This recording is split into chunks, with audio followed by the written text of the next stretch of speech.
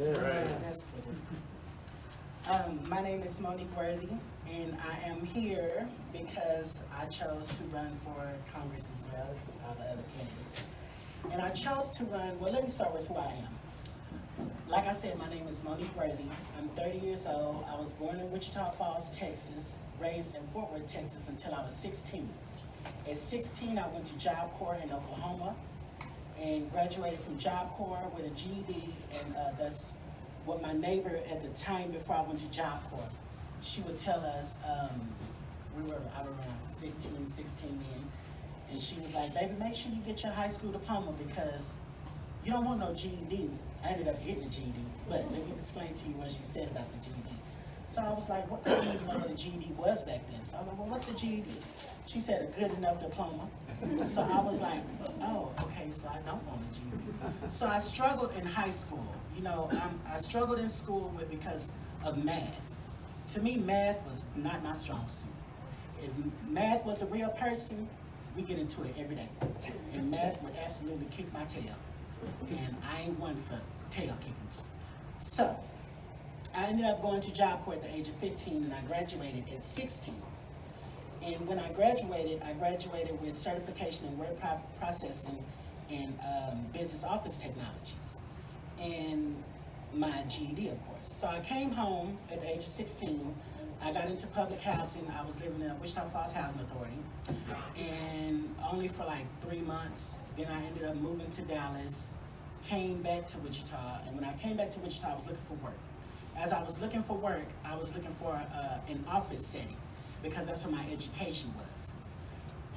I felt like personally that restaurants and things of that nature were beneath me because of my education. But boy, was I in for a rude awakening. So as I'm looking for work, I'm noticing that I'm not getting any calls back or anything like that. And it was mainly because of my age, but also because I wasn't interviewing right or something of the sort, or whatever the case may have been, or someone else may have had more experience than me. So what I did was I turned to a life of crime. I became a convicted felon by the age of 21. So a lot of people may look at them and be like, oh no, not her, but listen, let me tell you, I'm going in Congress, a convicted felon. A lot of people come out of Congress, convicted felons. There's something there, you know what I mean? So, I mean, I turned my life around, and I'm trying to do better with myself, as most people try to do. I feel that with the Republican Party, our issue lies in these primaries, because too often we're looking for the perfect candidates. The candidates who have no blemishes on their records, come from high and mighty families, you know, big name, big money, and stuff like that. I have none of that. I don't come from any of that. I don't portray to come from any of that. I'm just a regular American trying to help regular Americans be regular Americans. So that's a little bit about my background. And I feel like it was important for me to run because too many people expect greatness from nothing. You know, we send people up to Congress expecting them to do great. When they get there, you know, everybody run as conservatives. Everybody say, well, I'm conservative this and I'm conservative that, but where were you when things were popping off? Where were you in the streets and stuff like that? You know, where were you when it was time to talk to people? Talk to regular people, get out there and talk to them and let them know just how conservative you were. You know what I'm saying? So it's like, me, I come from the impoverished communities. I come from the east side of Wichita Falls, so I know what people are looking for over there. But what I don't know what people are looking for is people like in the more affluent neighborhoods, you know? So I'm not coming up to you to say that I'm running for Congress because I want more welfare or anything like that. No, I'm absolutely opposed to it. Okay, I feel like welfare is a stain on our communities. Welfare is a stain on America, and welfare just brings more people here that we don't need here. If you come here to leech out the system, you don't need to be here. Okay, everybody's saying that we need to have comprehensive immigration reform. Well, let me tell you, there's nothing comprehensive about bringing more poor folk to a nation with a bunch of poor folk already.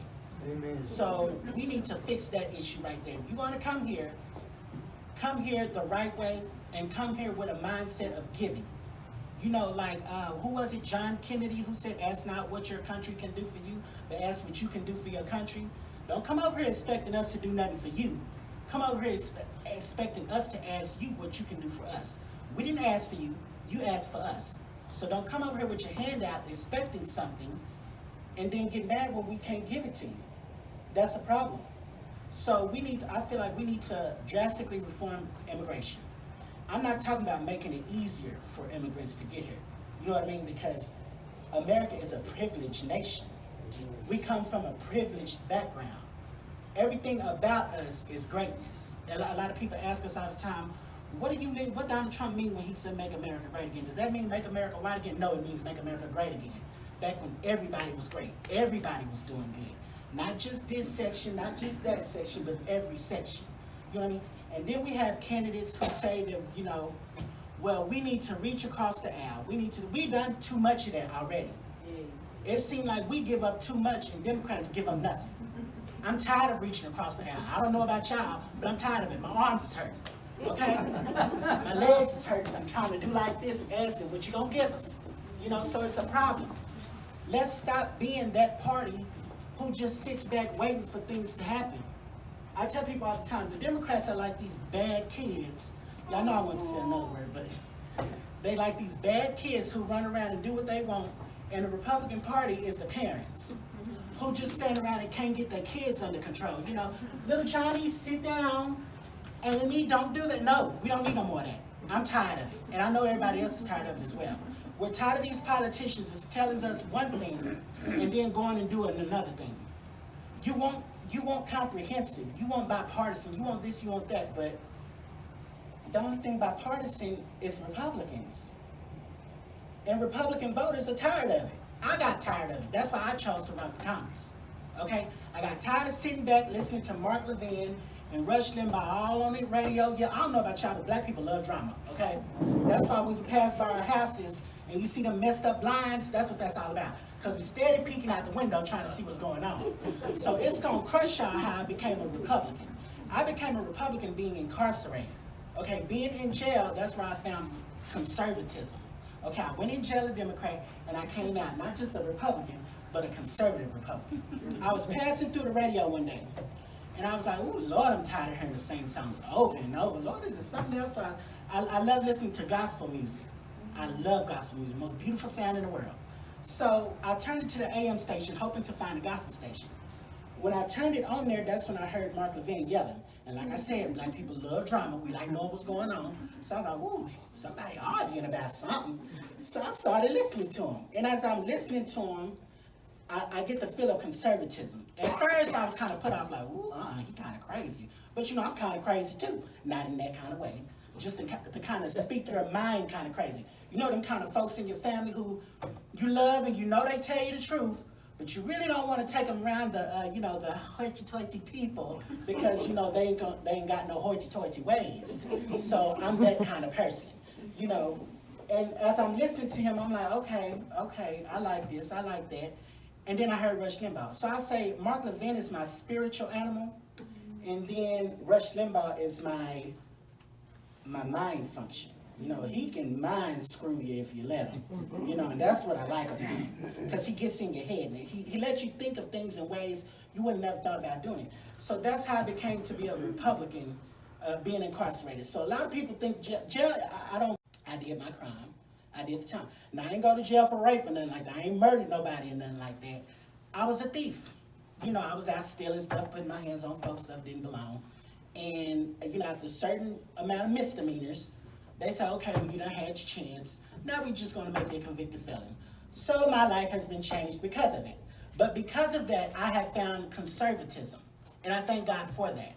Because I had somebody ask me the other day, how do we know that you're not a Democrat running as a Republican?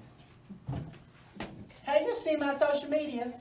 That's all I do, baby, is Republican. I feel like Republicans have forgot how to Republican, They seem to be Democrat-light. I call a lot of Republicans Democrat-light Republicans because they legislate as Democrats and then come home and sell it to us as, well, we were fighting and we tried to be bipartisan about it. Okay, well, you're the problem. You're part of the problem. And we need to get rid of those kind of Republicans. We're tired of them. I'm tired of them. Is y'all tired of them? Okay, then let's act like it. Okay, let's stop electing people who look good and sound good, and when they get up there, there's nothing good about them. They tell you, well, we had to vote for this spending bill because, you know, we wasn't going to get such and such. You're not going to get such and such anyway. Stand on what you believe in. Go up there and fight for conservative values. Because I'm tired, as a Republican, of trying to explain to Democrats or people who are trying to get in the Republican Party, you know, when they say stuff like, well, the Democrats did this, but the Republicans ain't no better because, you know, y'all got Mitt Romney up there. Well, listen, I didn't vote for Mitt Romney, okay? So I ain't got nothing to say about Mitt Romney. All I can say is I'm mad at Utahns. Oh, ain't you from Utah? Yeah. Because how you vote for Trump and then vote for somebody like Romney? So I'm tired of trying, y'all gotta excuse me, I'm getting worked up. So I'm tired, what it is I'm tired of explaining to people who I want to join the party why it is that Republicans vote for things like, things that where we can't explain to them as conservatives how we feel as conservatives. Because they're like, well, you voted for this and you voted for that. Well, no, I didn't, but they did, and we're trying to fix that. You know, and how we fix that is we engage in these primaries. Not too many of us contribute enough to these primaries. Everybody want to talk about it, but don't nobody want to be about it. So I decided to be about it. You know, we can't get these young people into the party. We can't get more people into the party if we're too busy trying to take up for these rhinos. These rhinos are our problem. I don't know how somebody don't see that. But the rhinos are, we think Democrats are our problems, but we got more problems with rhinos who think that they can work with them. You can't reach across the aisle that ain't there. You're gonna lose your arm, and you need both of them. So it's a problem in these communities when stuff like that happens, when I'm trying to go into the black community and say, well, the Republicans believe in this and the Republicans, how are you gonna say that? Do you even know your history? You don't know nothing about the Republican Party. You don't understand that if it weren't for slavery, there would be no Republican Party. Understand that. If it weren't for the Republican Party, there would be no civil rights legislation. So every time they say the party switched, I try to ask them, well, explain that to me. How did we do that? What happened? I said, can you name one politician that switched? They can name one. They can try to say Strom Thurmond, but it ain't because he became more racist. It's because he became less racist, I would say.